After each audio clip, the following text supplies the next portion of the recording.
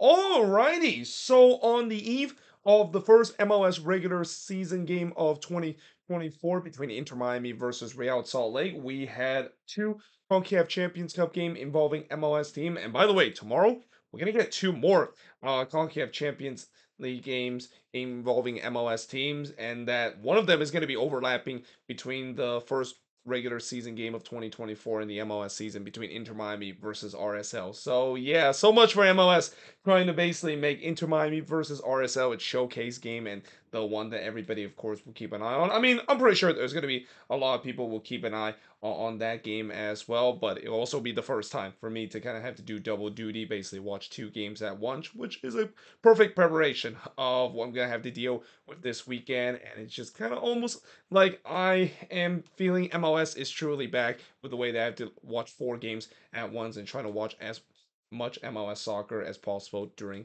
the weekend. But that being said, in terms of these CONCACAF Champions Cup game, I'll tell you what, both of these games were relatively entertaining to watch, and that overall it was actually a good night for MLS team in the CONCACAF Champions Cup, and that include the first one, which was an all MLS battle between St. Louis City and the Houston Dynamo, where I think this result definitely favored both team too. Although if you're the Houston Dynamo, you will definitely be kicking yourself. The fact that you weren't able to head home in in the second leg, with the way that they actually could have head back home with a draw instead of giving up a late goal to St. Louis. Now, early on, first of all, I just want to mention the commentary. Yeah, it was bad. It was so bad to a point where, it really reminds me of Twitter commentators, and especially I can clearly tell that this guy is a Spanish commentator, and when it comes to Spanish commentator and English is kind of being the second language, that's when we started to see pronunciation being pronounced in kind of almost a Spanish way. And not only the fact that there's been times where it's been pronounced say with a Spanish kind of accent, but it was mispronounced in a very bad way. And the fact that every single time he mentioned St. Louis name and call it San Luis and stuff like that, I mean, it just I'm pretty sure that pretty much drive everyone that was watching this crazy. It kind of also drive me a little crazy to keep hearing. No, it's not St. Louis. It's St. Louis City. Okay. In fact, St. Louis is actually a team in Liga MX. We have Atletico de San Luis. So it feels like every time you mention it, it's like, wait, are they talking about St. Louis City or are they talking about that team in Liga MX? But either way, another thing that I've also want to mention is that it feels like the Dynamo new away kit that I mentioned before, how I really love it. I feel like it's fire. Well, maybe I want to take that back because when I look at how their jersey is, I mean, on the pitch, it just feels like it looked like the Parley jersey from 2022. I mean, the Parley jersey, we know how ugly those jerseys are, and in 2022, we have some team that wear that blue kind of shades of red kind of Parley jersey, and it just kind of feels like it's similar with the way that the Dynamo is wearing for their away jersey. And the heart thing for the Dynamo have to deal with, at least for their fans, is that they pretty much have to deal with every time when the Dynamo decide to choose to wear that as their alternative jersey, and especially on the road. But that being said, early on there was a shout for a penalty for St. Louis not given. The first shot of the game came in the third minute with Aliu. It hits it wide from close range. Actually, that's actually the first shot for the Dynamo. St. Louis actually had a shot that pretty much go nowhere. But then Klaus puts it wide from close range in the fifth minute, and I thought both teams started out strong. Despite the fact that it is a first competitive game for both of these teams, and this is also why I love this matchup, because we don't have kind of that talk of, well, it's going to be an MLS team that is just into preseason playing their first competitive game against a team that's already in midseason form, either in Mexico or a Central American team. But the way that this is the first competitive game for both of these teams, both of them look pretty good, even though I know there were signs that you can clearly see both of these teams are playing their first competitive game. And then FS2 decided that they lost signal of the match and promptly decided to cut to commercial before putting the game back on. Now, honestly, if there was a goal that was scored during that time, I mean, that is just peak CONCACAF and peak Fox coverage in terms of MLS and CONCACAF action. I mean, there's a reason why a lot of people hate Fox in terms of how they broadcast games, and especially the way that covering these Concacaf Champions Cup game. I mean, in some way, it's kind of not their fault because it's actually Concacaf the one that has the rights in terms of broadcasting these feed onto Fox. I mean, Fox don't have their team to broadcast these games. It's from the Concacaf team, and that goes the same with the commentator too. I mean, don't blame Fox in terms of the reason why they pput this guy as the commentator, as bad as he is. But yeah, that was kind of almost amateur hour. We see in terms of just the match being cut off for about a couple of seconds. And fortunately, there was really not much action that we missed. But in the 18th minute, Mikel would hit it high from the corner. By the way, if you're playing the Concacaf Champions Cup bingo card, I'm pretty sure you can scratch off of a game. Basically, decided to cut off for a second off of your bingo Concacaf card. But in the 20th minute, Klaus would puts it wide from close range after another brutal turnover from the Houston Dynamo. I mean, if Joe Klaus was informed, he would bury that one into the back of the net. And then there was definitely concern for the Houston Dynamo as Sebastian Ferreira had to be stretcher off with injury. I'm surprised that Ben Olsen remember who Seba Ferreira is, considered the fact that, for the last season, he doesn't really rate him, and eventually he loaned him to another team, but he's back in the starting 11, and of course, in the worst way possible, he gets stretched off with an injury. Now, it doesn't look like it's a serious injury. It feels like it's just kind of one of those CONCACAF Champions Cup moment where you have to bring a stretcher out, even if it's a non-serious injury. It looked like maybe he pulled his hamstring, but yeah, that's tough for Seba for looking to maybe win the full-time job in the number 9 position now that Corey Bear is no longer in that spot. And then in the 26th minute, it looked like the Dynamo score as Aliu would bury it in the back post to give the Dynamo a 1-0 lead. But they did go to VAR, and I'll tell you what, they took a long time to look at this. I mean, they took almost like 5 minutes to look at this, which again, that's typical CONCACAF. I mean, you know that there's going to be some weird things that you usually don't see in MLS happen, and they took 5 minutes to look whether or not if this goal was disallowed because of an offside, and it was Coco Carrasquilla, the one that maybe it was in an offside position, and it was. So when you look on the replay, it is very questionable. I mean, I can't tell if Coco Carrasquilla was offside or on the original pass toward him, or was he offside originally when Aliu looked like he interfered with that ball. Now, what I will think is that, even though I think Aliu didn't touch that ball there, if you interfere with the ball or even trying to pass it to your teammate without touching the ball and interfering it is still considered an offside. So I think in the end they probably got that one right. Although I can definitely see why some people think it shouldn't be disallowed. And again, this is CONCACAF, and controversial call is something that we always seen in the CONCACAF Champions Cup. But I also thought that was a warning sign for St. Louis. I mean, that defense just completely fell asleep. Like, the fact that they allow Aliu right there in the back post completely unmarked, that was pretty criminal defending, and St. Louis was really bailed out by the flag and VAR in that play. In the 40th minute, Jackson would puts it wide from close range. I thought the press was definitely working for St. Louis. Again, there were times where they really catch the Dynamo off guard when St. Louis was going with their usual energy drink soccer kind of press, but I think the decision making in the final third was not so. I mean, it was pretty poor, and again, this is kind of expected when you have a team that is in their first competitive game trying to brush off those preseason rust and those competitive rust, and that there was just times where St. Louis just keep overplaying it whenever they get into the final third. But we do head to halftime with the score scoreless in this game, and in the second half, St. Louis was on the front foot, and I thought Houston looked like they were trying to sit back and maybe counter, which is not a bad idea because we might see teams do a lot of that, especially when you don't want to play into the St. Louis press. But there was no shots through the first 15 minutes of the second half.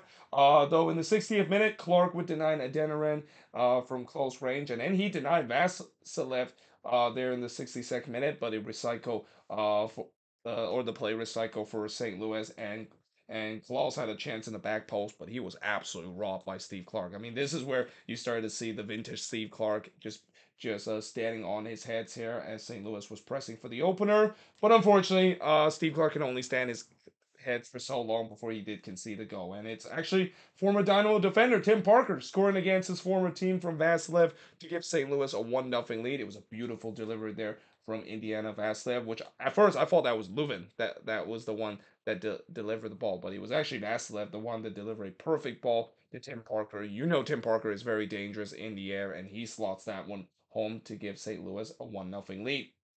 Now, in the 63rd minute, Clark would then deny Totland from close range, and then the post would deny Adeniran in the near post, and it just felt like it was wave after wave of pressure. You can see this St. Louis team, they weren't done with just scoring one goal. They want that second goal, maybe even the third goal as well, and Houston defense was on the ropes. And I mean, they were unraveling and basically were giving way too much space for St. Louis to work. But then in the 71st minute, against the run of play, Kovacic would score from alley to make it get 1-1 in this one, and that, yeah, again, completely against the run of play because St. Louis were by far the better team. They were putting so much pressure to get that second goal, and I'm pretty sure that the 21,000 inside City Park, they were completely stunned silence because they can't believe that with the way that they were putting so much pressure to get that second goal, in a blink of an eye, the game is all tied up at one apiece, and Houston, most importantly, have that much needed away goal.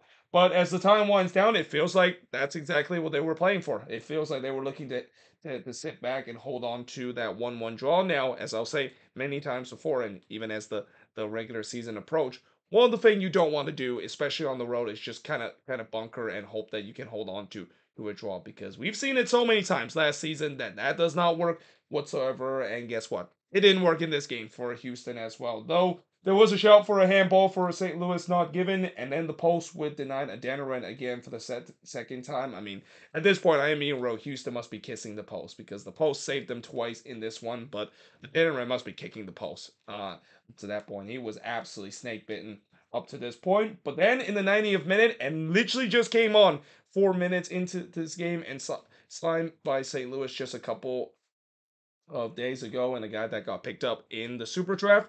Jose Kojima would score his first career goal for St. Louis to give St. Louis the lead back and pretty much the win in this first leg. And while it was a great moment for Kojima, obviously, not only scoring your first career goal for your club, and what a time to do so in the last minute of the game to win the first leg for St. Louis. Yeah, for Brooklyn Reigns, this is a brutal moment for the youngster. I mean, just a WTF turnover in the box there. Cue everybody once again putting up the narrative of St. Louis getting lucky once again because their opposition decided to give the ball to them and they score an easy goal. But yeah, this was just a rough moment for Brooklyn Reigns. Just again, you cannot just give the ball away like that in the box, especially with the way that this is the 90th minute of the game. Just clear the ball away. Don't be cute. Don't try to play it out. And he basically decided to be cute, playing out like that. And Kojima, to his credit, he did win the ball cleanly there. But again, Brooklyn Reigns, he shouldn't have just decided to play it out. He should have just cleared that one away and trying to hold on to this 1-1 draw that the Dynamo has. But unfortunately, it didn't happen. As in the end, St. Louis does win this one as they win 2-1 against the Dynamo. The shots in this one, 14 shots for the 6 that Houston had, 2 shots on goal for the 5 that St. Louis had, 2 shots off target for the 5 that St. Louis had, 2 shots that was blocked compared to St. Louis, free and possession-wise, 51% possession compared to 49% possession that St. Louis has in this game. And again, overall, I think both teams will be happy with this result, other than the fact that Dynamo will be a little bit annoying that they lost this one, but they still has the advantage because of the away goal. And for St. Louis, I think they really deserve this win. Consider I thought they were the better team, but again, giving up that away goal will definitely be a little frustrated because if they don't score in the next game and they lose 1-0, they're pretty much out because Houston has that away goal advantage. But now moving on, in terms of the next match, is the Philadelphia Union and Saprissa. And this really was a game of two halves, and really a game where we saw the ugliest side of the Union and the best side of the Union at the same time. Now, in the first half, first of all, the commentating was much better in this game. It was night and day in terms of the commentator in this one and the commentator that was in this one too. But unsurprisingly, you can see Saprissa was in the front foot. I mean, the purple cave monster was definitely rocking in this one. And the Union, they were definitely looking like they were trying to shake off that preseason rust and try to get into the game. The first shot of the game did see Bernier hits it right to Blake from long range. Hernandez then puts it over the bar from close range in the 13th minute. And I thought the back line for the Union looked all out of sort early on. I mean, it's not just the attacker for this Union team that was trying to shake off the rust, but the back line was just all over the place. It looked like they were either caught in the moment or just looked very nervous in terms of how things was, and that's very unlike the Union. Consider how good their defense has been for the past couple of years. Carranza then had the first shot of the game for the Union, but his shot was deflected wide by his own teammate. And then Marjigal, wow, this is going to be one that he's going to have nightmares about because he was wide open in the back post and he missed it. So, yeah, that was a big miss there from Saprissa, and that the Union really got life off the hook there because, again, set piece defending was a huge problem for the Union early in this one, alongside with their defense. Just pretty much forgot how to defend in the first place. Diaz then hits one right to Blake in the 22nd minute. There was a shout for a handball for Saprissa that was not given. But you just kind of had a sense that all this pressure that Saprissa is going to put is going to pay off, and it did. In the 27th minute, it's actually Jacob Glesnes that scores the own goal, and while this was just a crazy own goal, almost as bad as the Amro Tarek own goal that we saw Austin score against Violetta, you kind of feel like that was coming. I mean, the way that back line was just looked all out of the sort and looked very nervous, you just feel like there was going to be a moment of madness that's going to cost the Union a goal in this one, and it happened here. I mean, Glassness with a back pass. Keep in mind, it was raining hard, and it was very windy in this game. So the last thing you need to do is basically decide to put a back pass from pretty much almost the halfway line to your goalkeeper, because that can be very tricky. And to no surprise, Glasses completely mishit that back pass. I mean, to be fair, maybe Blake could have done better in terms of judging that, but yeah, just a calamical error there from the Union to give up the goal. But again, it felt like it was coming because of how bad and how shaky that Union defense was. And you can also hear the volume inside the Purple Monster Cave. It was deafening. I mean, these fans. We know that this stadium is one of the toughest places to play, and that the atmosphere always is loud in this stadium. And I'm pretty sure the Union are basically hearing it too because it was deafening. It was loud inside that stadium. But to be fair, the Union they did started to settle down and started to gain a foothold as the game head to halftime, but they just still looked lackluster in the final third. So the shots were still only 3-1 for Saprissa. So despite the fact that Saprissa put a lot of pressure, they weren't really putting too much shots in this one. Bernius did have the fourth shot for Saprissa, but he puts it wide from long range. And then only their second shot of the game and the first shot on target as Shimbaro would deny Carranza as the flag went up. Actually, that didn't even count as a shot on goal because the flag went up there. Wouldn't have counted even Carranza put that one in. So yeah, we head to halftime with the score 1-0 in favor of Saprissa. But in the second half, this is where we started to see the game took a complete 180. And whatever Jim Kern said at halftime, he must have some choice words to this Union team. It worked because after Gastak puts it wide from long range in the 55th minute, Carranza would score. He scored from Wagner to tie the game up at one apiece, and that was vintage. Kai Wagner there putting a beautiful ball into the box there, and Carranza basically had it. Speaking of Kai Wagner, as we'll talk about in the news of the week episode, he's definitely been involved in a bit of a controversial kind of stand in terms of him being in the in the I forgot what that program is called that he's in, and that MLS basically decided that yep, he's gone for that program, and now he is suspension that he's supposed to serve is because it's going to be all lifted, and we'll talk more about that in the news of the week episode. But yeah, that was a lovely delivery there from Wagner to Carranza to tie the game up at one apiece. Now, obviously, the celebration was kind of muted a little bit when Union fans saw that Andre Blake went down while the Union was celebrating equalizer. Now, I don't know if Andre Blake was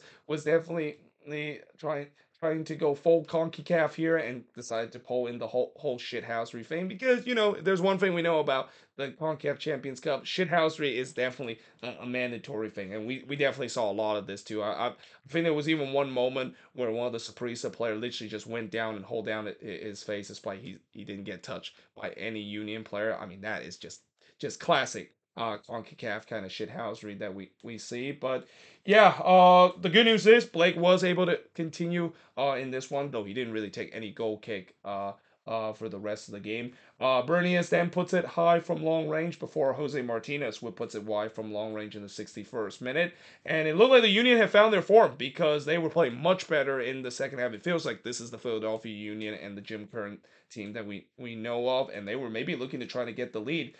Torres would then puts it wide from long range before Uru would puts it high from close. But then in the 73rd minute, Lorenzo would score again. This time he scored from Gazdag to make it 2-1 in favor of the Union. Again, just vintage Union built up there. That Gazdag Carranza partnership is going to be very strong, and it's so strong that they basically combine again just 6 minutes later as Carranza would complete his hat trick from Gazdag in the 79th minute, and the floodgate was just blown open, and you can hear a pin drop in the Purple Monster cave crowd, them being stunned silent, even some heading to the exit because the Union just started putting a clinic, and this is what we see with the Union before. Once they start to get going, they're going to be a buzzsaw, and they're going to score a couple of goals in quick fashion. In the 86th minute, Eastwood puts it high from close range, which kind of sums up Saprissa 9 in terms of finishing. But in the 90th minute, Saprissa did get one back, as Gerard Taylor would get one back to give Saprissa a go back in this one, at least maybe some hope heading into the second leg. And yeah, that was just ball watching defending from the Union. Like that's one that, Jim Curran, as much as I know he's happy that his team won this game, he will not be happy in terms of seeing how his team conceded a late goal, and especially how bad the defending was. I mean, that was a big theme of this game, and that's going to be something that I'm pretty sure Jim Curran's going to have to work on this team, because the defense was just really bad throughout this game.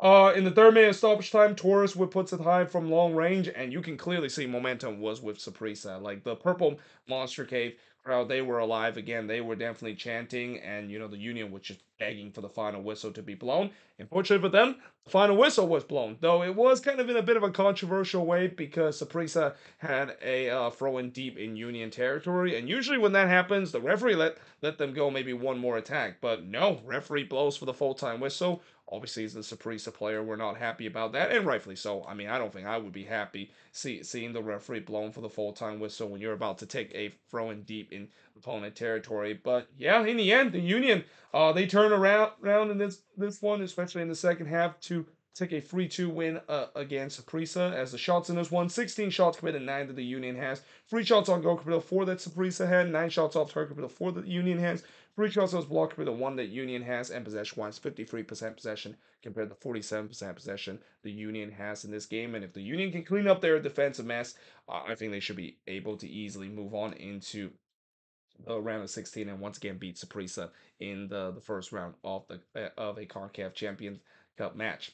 But there you have it. That is pretty much it in terms of review of both of these games. As always, let me know in the comments below what do you think of both of these games. And again, MLS is definitely back tomorrow with Inter Miami versus RSL, but I will still do the review in terms of the two Concacaf Champions Cup game. I'm pretty much going to combine all three of those games, where I'm going to put like 2 boards of the Concacaf Champion Cup game that's happening tomorrow, and then I'll put the Inter Miami versus RSL game on a separate board. But until then, hope you guys enjoyed this video. If you do, make sure you leave a like, smash the subscribe button, and yeah, I of course will see you guys next time.